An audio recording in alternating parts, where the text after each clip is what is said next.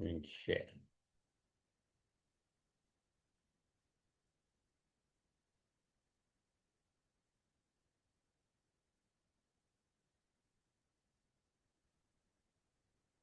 Yeah, so today we are having session number 24, and we are going to discuss verse number 23. Okay, so let's just revise what we discussed in the last session. That was verse 22. And if you remember, like we are actually like from few sessions, we are discussing about the inquiry. So this is one of the inquiries, and we need to realize that I am the one existence, and I am not the body, senses, vital airs, intellect, and ignorance, as they are inert and indeed non-existent. So when we inquire, we realize that we are not any of these, and these are just like our sheets. This was discussed in Atma Bodh. Like we have three bodies and five sheets. So it is talking about these five sheets. And this is how we actually start segregating ourselves or discarding everything that is not me.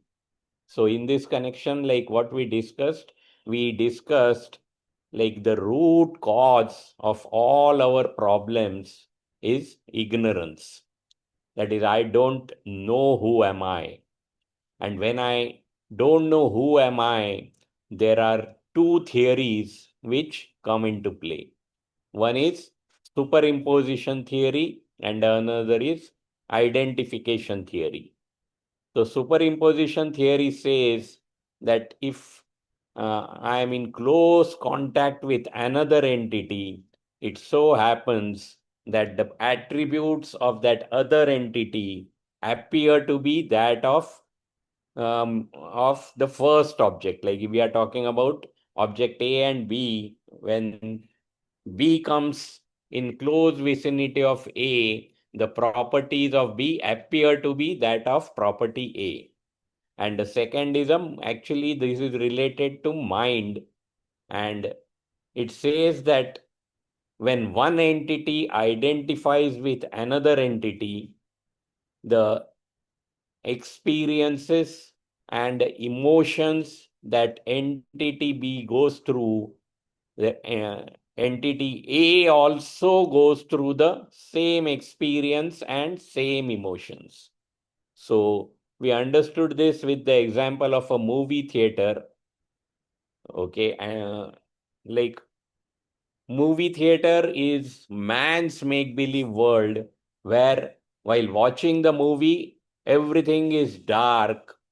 Like the movie theater where we are watching the movie is pitch dark, and once we enter that movie theater, we forget who we are, and then we get identified with one of the characters of the movie, and and as the movie unfolds, we experience everything that is happening on the screen as far as that particular character is concerned, and we also experience the same emotions. So this something similar is happening to us in this world. If we consider movie as man's make-believe world, then we have this real life, which is God's make-believe world. And that's why sometimes it is also called as Bhagwan's Leela. So what happens, as I said, first thing is ignorance. I don't know who am I. And actually, my nature is Brahman, which is Sat Chit Ananda. But I get identified with my body, mind, and intellect. And because of this wrong identification, a fictitious character or jiva, or we also called his ego, comes into being. And even though my nature is Satchit Ananda, by this strong identification with body, mind, and intellect, this jiva is born, and the feeling of this jiva is I am unfulfilled, I am incomplete, I feel all kinds of constraints, and all the time I am fearful because I also see lot of other jivas or beings, and since there is a feeling of me versus others, it gives rise to fear. So, this is how the ego gets evolved. It is the first reason, as I said, is ignorance, ignorance about self, because of which there is superimposition and identification with the wrong entity. And because of that, this jiva comes into being, and it is the basic nature of this jiva is sorrow because it feels all kinds of limitations. It is also fearful. So what do we do? Actually, over the like during the week, I was talking to Chanda. Okay, let's first discuss the solution. There can be two solutions. Like since we discussed, we use the example of movie. Like if we feel that we are getting too much involved into the emotions of that movie character, we we can temporarily shift the focus. Like we can get distracted by a mobile phone or some other person in the movie theater, and it changes the focus, and to that extent is identification with that character in the movie weakens or gets broken temporarily. So in real life, like when we are feeling agitated, what we can do is we can stand apart from the mind which is creating these emotions, and when we are apart from this mind and observe these emotions, this agitation may cool down actually. And what is the permanent solution to this? The problem is ignorance. So in a movie, darkness signifies the ignorance. So if we have to, the permanent solution will be to switch on the light. So there is no darkness. So identification immediately breaks. So using the same example in real life, if ignorance is a problem, then knowledge and inquiry is the solution suggested by Ramana Maharshi. And that's what we need to practice if we have to find a permanent solution to all our sorrows in life. And this is what, like this chart one should remember. And I was saying, like during the week I was talking to Chanda, and she said this philosophy and all is okay, like I understand this now, I am intellectually convinced also, and I want to like find a solution. So what is the solution? Like what should I do now so that this strong identification starts reduce weakening, and to that extent, like I'm progressing on my goal of self realization. So philosophy to a certain extent is okay, like to motivate us, to inspire us, because the next verses that are going to come after this are like what actually happens when you realize your own true nature, you realize the self. So it is quite inspiring and motivated to be on the path. But if I am on the path, then I need to know what exactly I should be doing. So this is, you can say, a sadhana chart, like what we should be doing in our daily life so that we move towards this goal. And in this context, I would like to tell that the most important thing, and I keep repeating it, is the purification of the mind. Since the mind is impure, we are not able to like really get into this inquiry mode because mind is all the time agitated, it is always focused on the lower nature of ourselves as well as the world. So the most important thing is purification of the mind. And if you see like the sadhanas here, the first three, that is Karma Yoga, Bhakti Yoga, and Ashtanga Yoga, their primary goal is purification. And only when that purification happens, the other sadhanas, which is like Shravana, Manana, Nididhyasana, or the inquiry, will become effective, and we will be able to progress on this path. So in today's session, from today's session actually, because the shlokas that we are going to discuss, it has again lot of philosophies, and it will keep emphasizing the same fact. But like it is very difficult to be on that philosophy when our experience is totally different, because the entire philosophy is I am not this body, mind, intellect. I am infinite, eternal, but we have absolutely no experience about this. So one should focus on what is to be done so that I am able to realize this fact, and whatever we are discussing, it becomes my experience. Okay, so from today's session onwards, we will discuss the verses that are remaining, but at the same time we will take up one sadhana and try to understand that in detail, so we are clear as to what we should be doing, rather than like just the shravana part of it, which we are already doing. Okay, so the first sadhana is related to karma yoga, and it is like the why we are doing it is because of the problem of the mind, which is full of vasanas or unfulfilled desires, and these create agitations in our mind. Okay, and in the shloka number 2 itself, Bhagwan tells us like what is the problem with the way we are doing actions currently.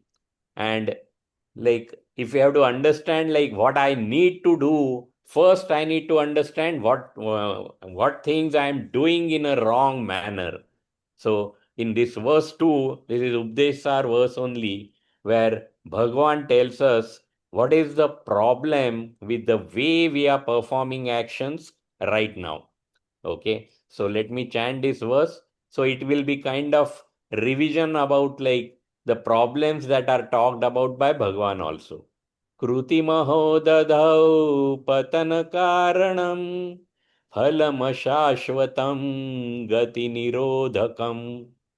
So this is the problem with the actions that we do currently, in the manner in which we do it currently. Bhagavan says, in the vast ocean of actions, impermanent result is the cause for fall and is barrier to progress.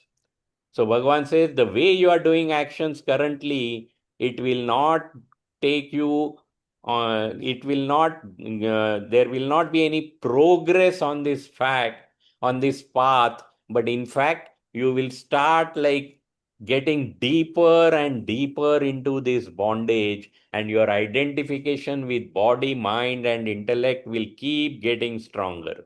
So in a way, the way we are doing actions currently is barrier to our progress. So let's see like how it becomes a barrier to our progress, like how we get deeper and deeper into this cycle of birth and death, and get this bondage with samsara gets stronger and stronger. So as I said, like the cause is ignorance. I don't know who am I, and that I get identified with body, mind, and intellect, which gives me a feeling of being unfulfilled and incomplete. And that's why there is the desire. The primary desire is to become infinite, eternal. And because of this desire, like there are other desires like which crop up, which are about the world, because I feel that by acquiring the objects of the world, I will become fulfilled. So there are a lot of desires, and the primary cause is ignorance and wrong identification. So when these desires crop up, what do? We need to fulfill these desires in the hope that I will become fulfilled, I will become complete. So what do? I undertake some action, and primarily this action is related to acquiring some object of the world. And when I do that, when I perform the action, I do get happiness for a, but that lasts only for a short period.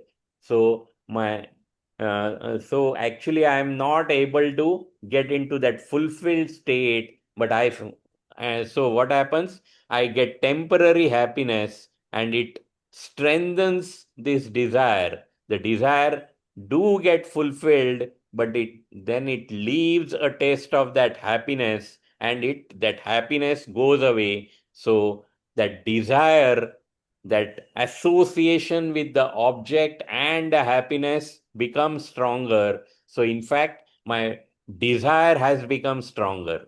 The other aspect of action is, for any action there is karma phala, that is the result of action.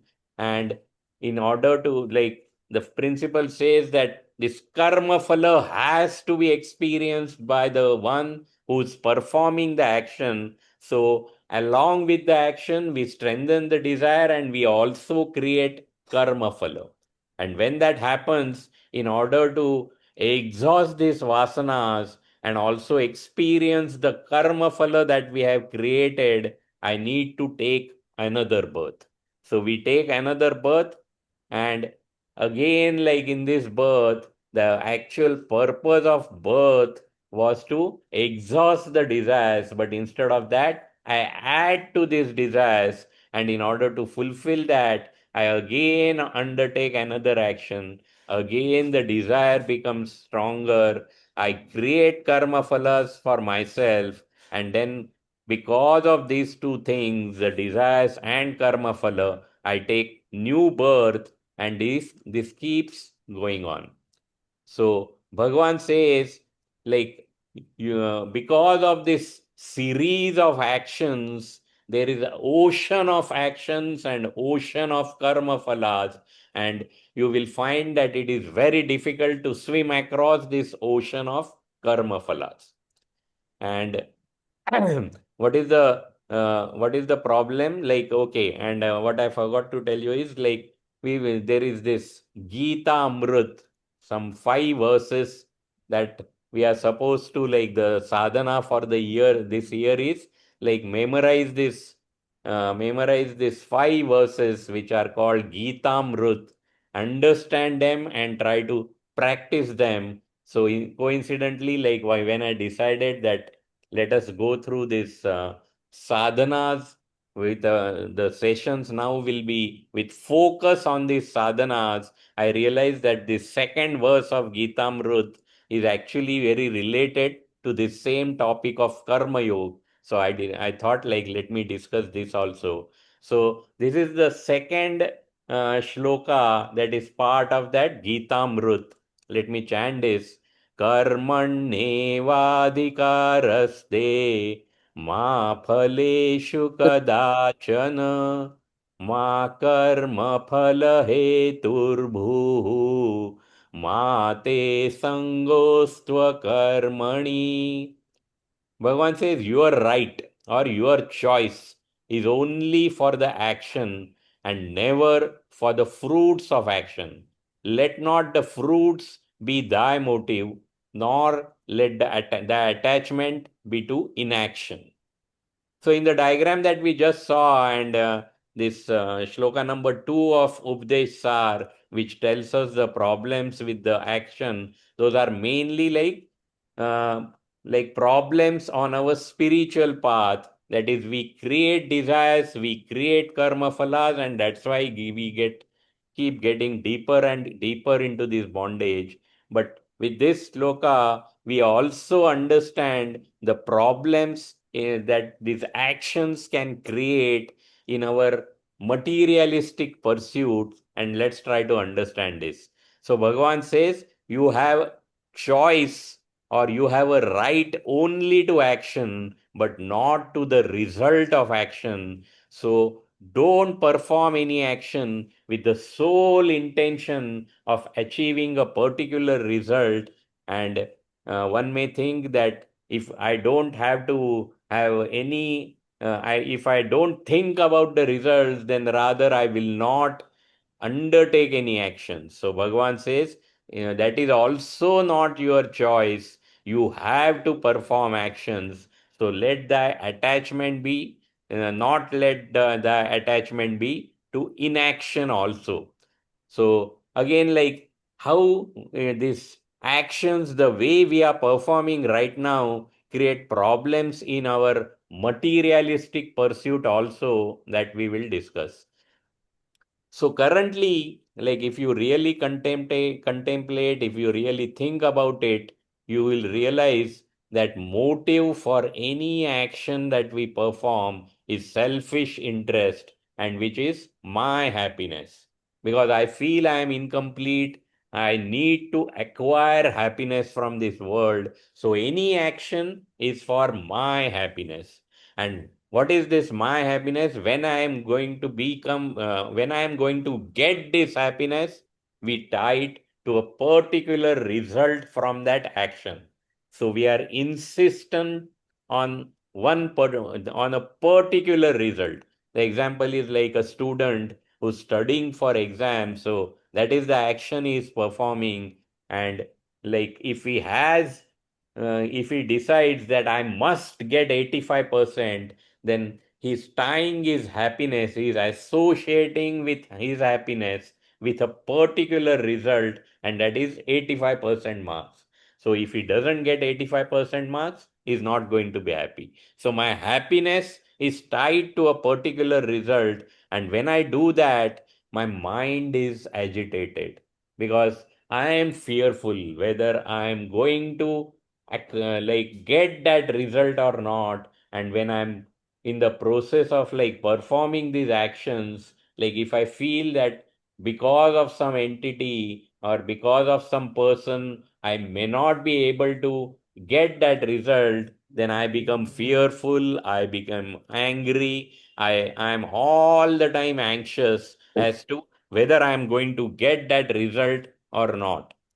So, when while performing this action, if my mind is all the time agitated and it is full of these negative thoughts of fear, anxiety, and anger, it is definitely going to affect the quality of my action. So my actions will not be perfect. And when actions get impacted, it obviously is going to have a result. It is obviously going to have an effect on the result of that action also. So, like, just understand this dichotomy that I am undertaking the action to get happiness, but in the entire process, my mind is agitated. So, in the entire process of performing that action, I am actually experiencing sorrow. And when I'm going to get happiness, only at the end, and that too if I get the result which I am insistent upon. If I don't, I am not happiness, I am not going to get happiness. So we are in the pursuit of acquiring happiness through this action, but in the entire process I am experiencing sorrow, and sorrow is the agitations of the mind. So as I said, it is going to impact the quality of my action. And that's why, like, we will realize, like, when we do these actions in with an insistence on a particular result, I have to take lot of effort, and after taking lot of effort, that is maximum effort, I will get only minimum output. Okay, so this is the fallout of like the on the materialistic pursuit, and this is because we are performing actions with a particular result in mind, with insistence on a particular result. Expectation of the result is okay because one needs to have expectation from the result, but definitely not the insistence on the result. So this is the, like Bhagavan has explained, a spiritual problem with the way we are doing action.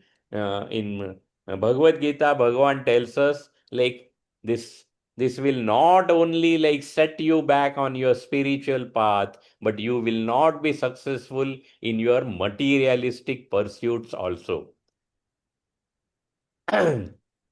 So, in like we are actually discussing the two paths. One is like the spiritual path, which is given by Bhagwan Ramana Maharshi, and the other is Bhagavad Gita, which I feel is more practical, okay, and which is going to help us in our uh, materialistic pursuits. So, Bhagwan here tells us that we need to change our attitude, the way we are undertaking these actions. So Bhagavan says, what you need to do, you have to do actions with an attitude of dedication to the Lord, without attachment to the result, purify that will purify the mind, and it is a means to attain liberation. Hmm. So Bhagavan is saying, change your attitude.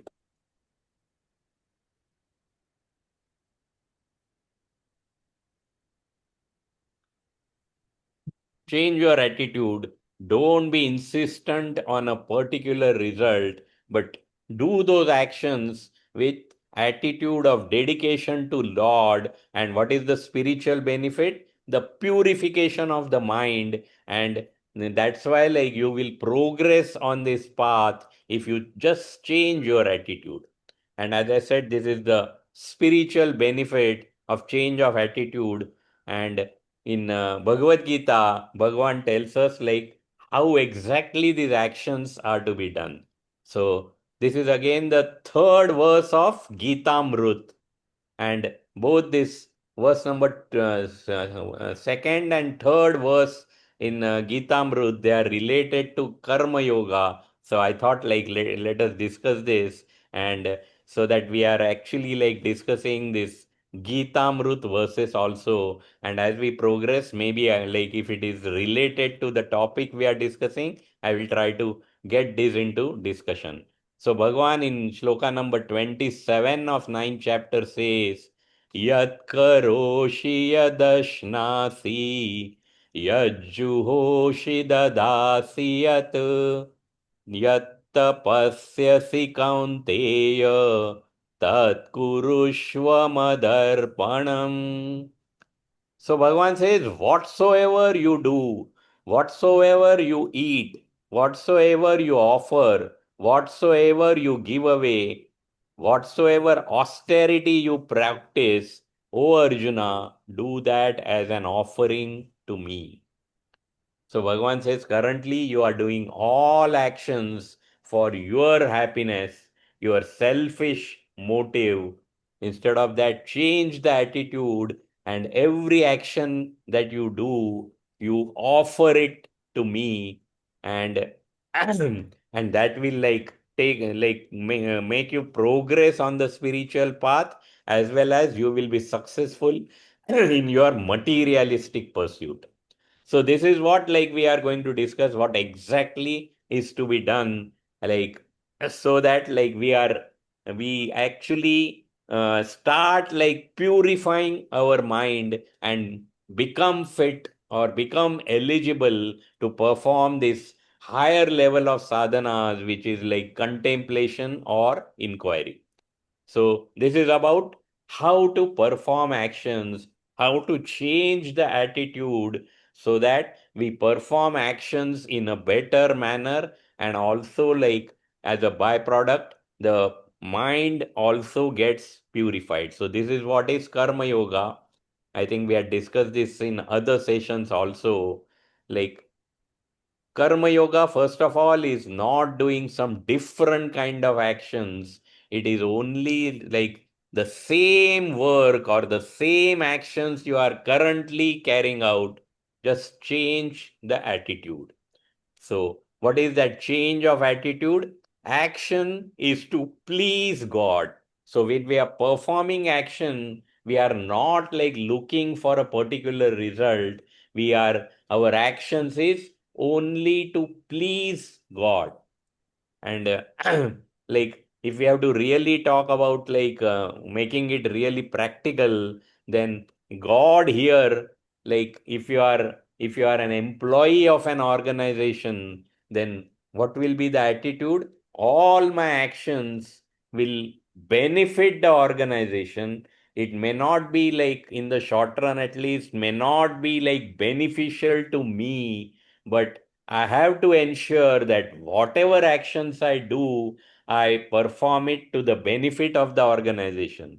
If I am in a business, then one can say customer is the God. So all my actions, the way I conduct business with customer, it is in the interest of customer only. Like sometimes it may not have immediate benefit for me, but still with this new attitude, I will make sure that it is in the benefit of customer. So when we do that, like when the actions are to please Bhagwan, we will undertake only right actions, righteous actions, and the thought of doing some wrong actions will not even occur in our mind, will not come into our mind. So what is to be done? First of all, you have to be very clear that you have to change the attitude that this action is to please Bhagwan. So I have to ask whether this action is going to please Bhagwan or it is going to make him unhappy. And then, like, once we do that, like, remember Bhagwan and say, I am doing this action for you. So we have to offer this action to Bhagwan, that is Arpana Buddhi. During action, one has to have seva bhav, that I am performing this action in the service of God. And when you are doing that, okay, we will see this in detail. You are like, the problem with the way we were doing actions earlier, the actions, the quality of actions were not like perfect. Whereas when you do this as a service to God, your actions will be perfect. It will be effective and productive actions. And when you do that, it is going to have a positive impact on the result.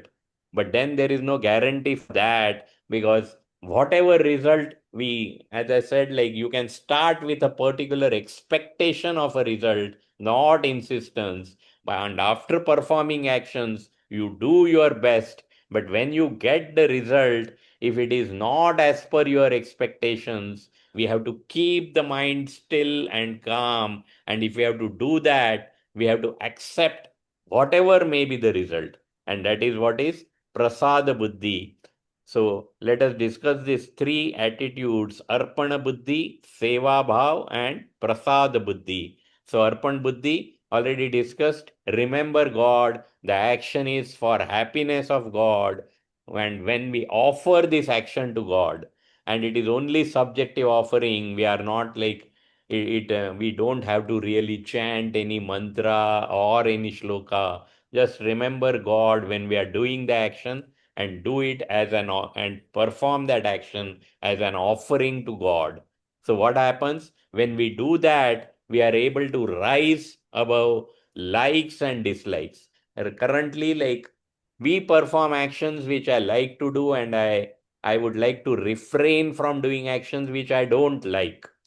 What we have to do is we have to do the right action and not based on likes and dislikes.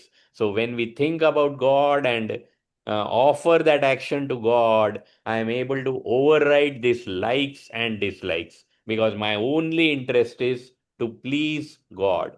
So from now onwards, we have to change this attitude in the way we perform actions, and it can be any actions. As I said, it can be our materialistic pursuit. If we are working in an organization, then also we can change the attitude. If we are in a business, we can change that attitude so that everything is in the interest of customer.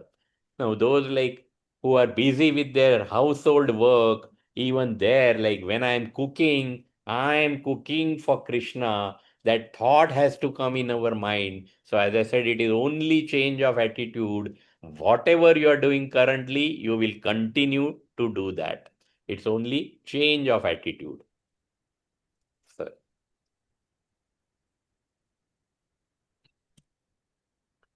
then while performing that action, it is in the service of Lord. And what one can say is, this action that I am performing is my gift to God. And if we are doing that, like, we will try to do our best we will try to utilize all our skills and we will try to make that action perfect. So automatically, this attitude itself will have a impact on the way we perform actions, and it is bound to have an impact on the result too. So the actions are same, it's different mindset, different attitude. So uh, initially, like when I was doing it for my happiness, and that happiness is tied to what earning I get, those actions, even though they are stressful, like because I am insisting on a particular result, those actions become stressful, and I may not be interested in that action. But since I am dependent on the result of that action, that is remuneration or earning, even though it is boring, I was doing it, but it was impacting the actions and the results. But when I do actions as a service to Bhagwan, those actions become inspiring and motivating. Again, like as I said, when I continue to override my likes and dislikes, these vasanas or unfulfilled desires that I have, they start losing hold on me. So in fact, those vasanas become weaker and weaker, and our objective is to purify the mind by getting rid of those vasanas. So when vasanas become weaker and weaker, I am progressing on my path and my initial goal of purifying the mind. And when I do actions as an offering to God, while performing the actions, I have the attitude that I am serving the Lord. The mind is peaceful because I am no more worried of the ultimate result of this action, which is like materialistic result I am talking about. So mind will be peaceful. So my actions will be effective and productive. And as I said, like it is going to have an impact on result as well.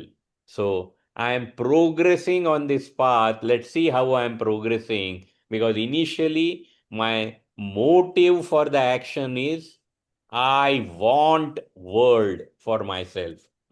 What I mean by I want world is I want happiness from this world through these objects. So that was the only motive for performing the action. So when we undertake karma yoga, we change our attitude. My focus is now I want world, but not for myself. I want this for Bhagwan, so that Bhagwan gets pleased.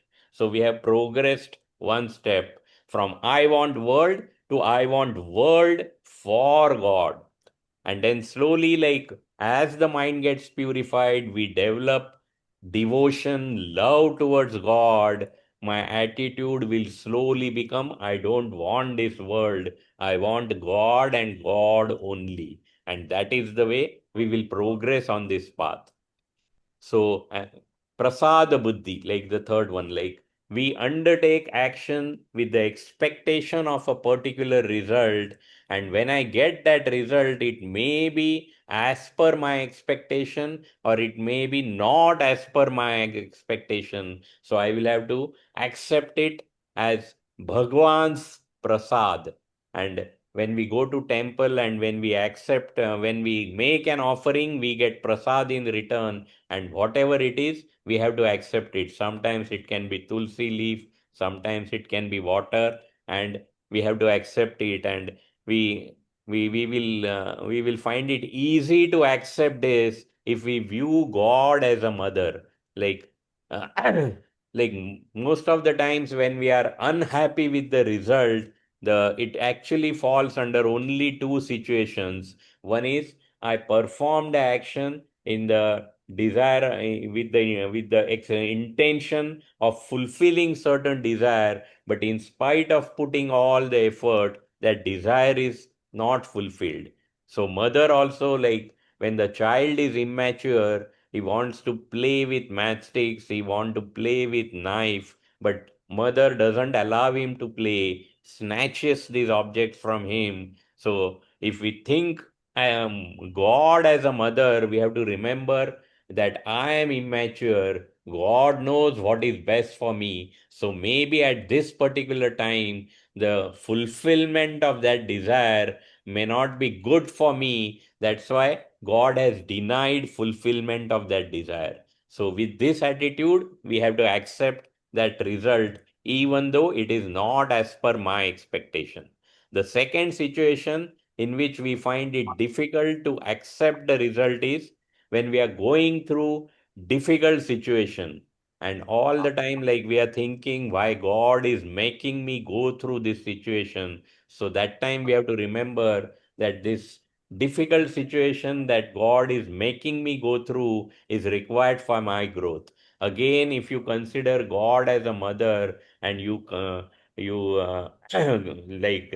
to understand the situation of a small child. When the child is not well, the mother takes him to doctor, and doctor gives injection or something, uh, makes the child uncomfortable, go through difficult situations. But we know that mother has only best interest of the child, and that particular going to doctor and taking an injection is required for his well-being. So similarly, when we are going through difficult situations, we also have to understand like God is my mother, and this difficult situation is meant for my growth, and God, overall, God knows what is best for me. So so I have to bear this difficult situation, because in the long run, in the end, it is going to be beneficial to me.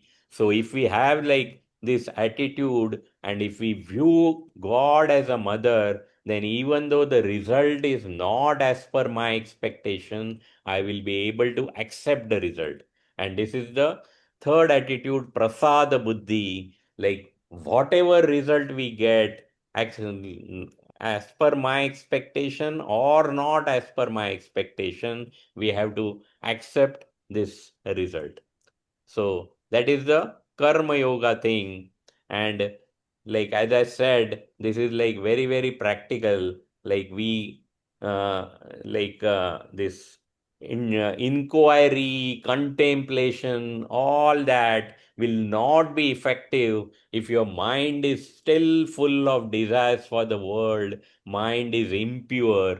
So we need to focus on purification of the mind, and that is very, very practical. As I said, karma yoga, one can implement, like start practicing this karma yoga. So it will actually not only take us towards our goal, but it will also help us in fulfilling our materialistic pursuits. Okay, so this is the first practical thing, karma yoga. Those we have discussed the practical aspect of the first sadhana, karma yoga, and in the process we also discussed two shlokas of Gitamrut. Now, this is the verse 23, which we are doing of Upadesha Saar, because we have discussed so many shlokas. If you are confused, this is the verse 23 of uh, Upadesha Saar, and we will discuss it briefly. As I said, it is actually going to tell us, like again, the philosophical aspect, and like what happens when you actually realize your own true nature. So let me chant this. Satvabhasika chitvavetara sattaya hi chittaya yam. So these are some of the Sanskrit words. Sattva or sattaya means existence. Bhasika means illuminator. Chitta or Chittaya is consciousness, and Kvava is there another. He means indeed, and Aham, like it was there in the earlier shlokas also, which means I am. So, what the literal meaning of this shloka is there another consciousness which illumines existence? There is not, because existence is consciousness, and consciousness indeed am I, the self. Okay, let me just read the introductory paragraph of this. From the analysis of the previous verse, it is clear that the ego is an illusion. My true nature is existence and consciousness. So a doubt may arise, which consciousness illumines the existent self? Or how will I know the self when the body, senses, mind, and intellect are all neglected? And the answer is given in this loka. Okay. Today Chanda is not there, I think. So anybody else wants to read? Okay. I can read, sir. Okay, you read. Okay. The conditioning of the body, the conditionings of the body, senses, mind, and intellect are superimposed on the pure self due to ignorance. Since the self is self evident, it shines forth even when the conditioning is negated. The doubt regarding another consciousness illuminating the self arises because we do not realize that the self is self evident. Vedanta explains this further. Firstly, a self illuminating entity does not require any other light to illumine it, nor is such a light available. For example, a torch light is not required to see the sun. It is self illuminating and hence self evident. Should I continue? Yeah, please. Then, does consciousness illumine existence? That is consciousness different from existence? If existence is different from consciousness, then existence will become inert. Now, if consciousness is considered different from existence, then consciousness will become non existent. Both ways, it is illogical. Furthermore, our experience is I am and I know that I am. This shows that the self is existence and consciousness. Existence alone is consciousness. Consciousness is existence, and existence, consciousness, I am. Hence, there can be no other consciousness to illumine the self. Okay. Thank you. Very good. Yeah, so this is talking about like when we are talking, the first paragraph discusses like since we are talking about this existence and consciousness, the question is or the doubt is whether there is some other consciousness which is required to know this existence consciousness. So basically, we are also talking about these two different things, existence and consciousness. So are they really two? So here, what it says is the consciousness is self illumining. It illumines the entire world, our body, mind, and intellect. And whether we experience it or we realize it, it is doing its job of illumining everything. The only thing is we realize that I am that self illumining consciousness existence. So there is no other different consciousness required to know this consciousness. And the example one can use is sun and a cloud. Like uh, when the clouds like cover the sun, and for some time there may be like the light may get impacted, but it's actually like cloud can never hide the sun. It is like actually hiding it from our vision. That's all. And when the cloud covers the sun is still there. It is illumining the entire world. But our vision is impaired, and because of that, we are not able to see the sun.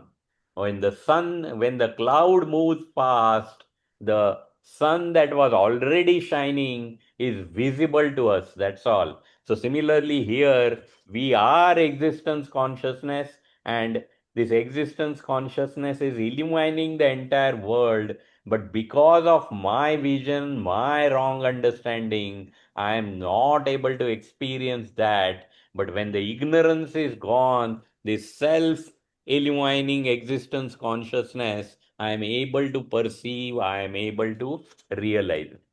That was the first paragraph. The second discusses whether this existence and consciousness are they two different things. Okay, because like we are so used to describing the objects, like when we say flower, A flower has a fragrance, it has color, it has freshness, but these three are different entities, and some flower may not have fragrance but only attractive colors. Some may have uh, some may have only fragrance, but it is plain, simple white color. And freshness, it's very obvious, like every time the flower may not be fresh. So these are three different attributes of a flower, and at one point in time, one may be present and others may not be present. So does this apply to the self, that is existence and consciousness? So second paragraph tells us that there are no two different things called existence and consciousness, because in the self, like if there is only consciousness and then there is no existence, then consciousness, that means consciousness doesn't exist. And similarly, the other way around. If there is only existence and no consciousness, then does it mean that I am not aware of myself? And if you really contemplate on this, I know I exist, because that I, aham bhav, is all the time there, and I also am conscious of that thought. So existence consciousness, when it is talked about in the context of self, are not two different things. It is one and the same. Existence is consciousness and consciousness is existence. So again, as I said, this is a bit of a philosophical discussion, and this we will realize only when we realize the self, and till that time we will not have the experience. So from going forward, we will like focus on the practical aspect of one of the sadhanas. Yeah, with this, we have come to the end of session.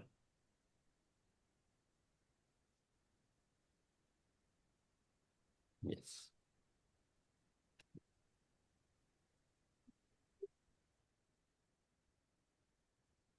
Hmm.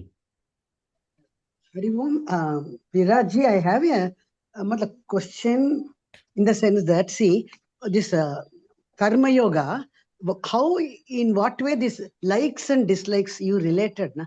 Can you please once more elaborate it? I could not understand it. Okay. See, Yeah. the basic aspect of karma yoga is you are doing actions for Bhagwan and only to please Bhagwan. Okay, so Yeah. it will be effective to the extent that you are able to develop love for Bhagwan. And you asked the question as to how this will override your likes and dislikes.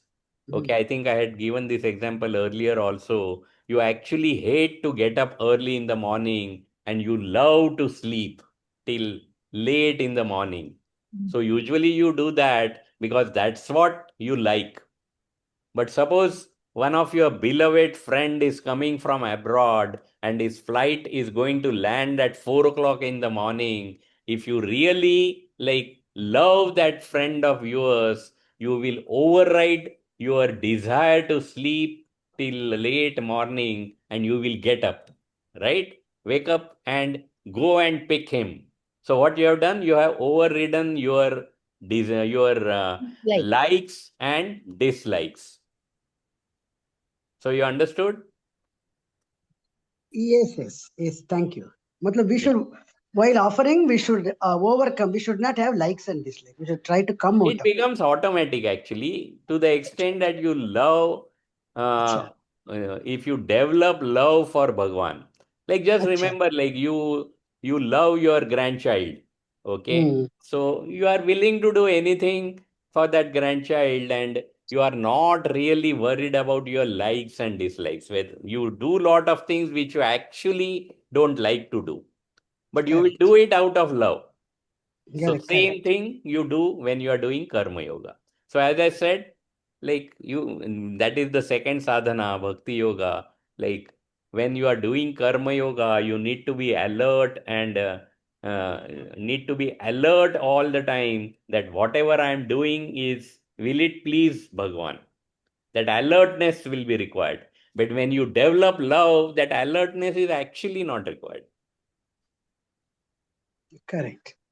You will do only what God likes. Yeah. Yes. Thank you. Thank you very much. Yes, And Nirmala. one thing, Viraji, sorry, Yeah, yeah. Sorry, very go ahead. difficult to get rid of likes and dislikes. एक कोई भी चीज को याद आता है ना, oh I like it, no I don't like it, first thought comes that only, not unable to overcome that likes and this, very difficult. How That's to what the do that? solution is, to develop love. Oh, ठीक Then है. it becomes natural. Okay, thank you. Correct. Yeah, Nirmala ji. Yeah, so I remember, I think you showed the clip of Swami Sarvapriyananda passing through Yes. Bihar. You Right, remember that? Yes.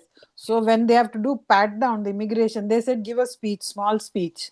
So he stood Good, up good. and he Just tell said, us for the benefit of all. Yeah, that story is okay. very good to So understand. yeah, so he just said few sentences. He said, what is the job which you all don't like? I think, yeah, which is different. Like it's very boring, monotonous. So pat down of all the passengers is difficult for them. So he said, do it with Arpana Buddhi. Every time you pat down a passenger, you think you're offering, and who is your Ishta Devata? So they said Hanuman, Hanumanji. yeah. So he said, offer one flower every time you pat down one passenger, and that is it. So I remembered this story when you were Yeah, telling. yeah. Right, Correct? right. Yeah. Yes, You're yes. the one who Perfect. showed this clip. Yeah. Yes, perfect. Yes. Yeah. So, like, this job is boring, right? For the security guard, like you have to scan every passengers, frisk them. It is quite boring, and because of that, it being boring, sometimes they are rude to passengers. Okay, because their attitude is, I am doing it so that I get salary at the end of the month. If I don't do this, I won't get salary. So that is the attitude. So what he told them was, whenever you do this frisking, in your mind, you imagine that you are offering a flower to Bhagwan, offering flower to your Ishta Devata Hanuman. So, frisk one passenger, one flower is offered to Hanuman. Second passenger, another flower offered to Hanuman. So, since their Ishta Devata was Hanuman, I mean, that job becomes inspiring. Every time you frisk, one flower. So it becomes inspiring, motivating. You are no longer doing it for salary, but you are doing it as an offering to Hanuman. So the same boring stuff becomes inspiring. A very good example for us Yeah. every time to remember.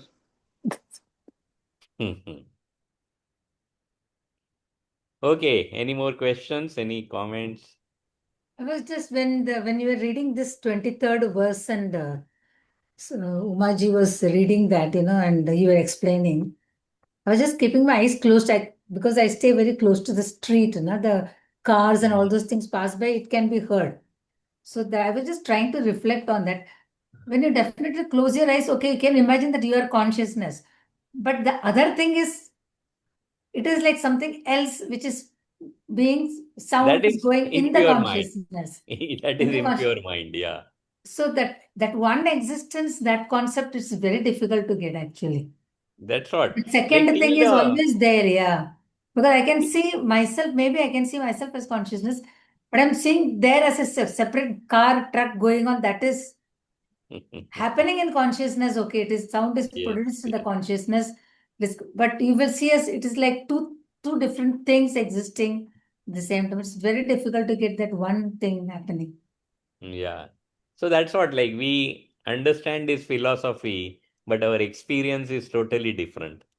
So it becomes difficult. So what is to be done? We have to purify the mind. Then only you will be, at least like for a longer movement, you will be able to experience what you are studying or what you are understanding. So we have to focus on purification of the mind. So Karma Yoga is the first in that. Okay, so Okay, Hari Om. Hari Om, there are no questions.